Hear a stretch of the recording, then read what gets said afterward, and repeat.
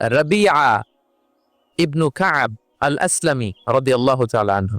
উনি বলেন, আবিতু ইনদা রাসূলিল্লাহ, একবার আমি রাত্রিবেলা রাসূল সাল্লাল্লাহু আলাইহি ওয়াসাল্লামের সাথে ছিলাম, কোন এক কারণে রাসূলের সাথে রাত কাটিয়েছি। তো রাসূল সাল্লাল্লাহু আলাইহি ওয়াসাল্লাম যেহেতু তাহাজ্জুদের সালাত পড়েন, তো তিনি বলেন, আমি মাঝরাতে উঠে একটা গামলা দিয়ে, পাত্র দিয়ে অজুর পানি নিয়ে আসছি বিশ্বনবীর জন্য, এনে দিলাম।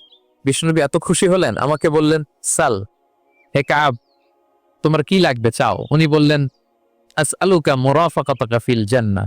উনি বললেন, ইয়া রাসূলুল্লাহ, আপনি যদি কিছু চাইতেই বলেন তাহলে আমি জান্নাতে আপনার সাথে থাকতে চাই।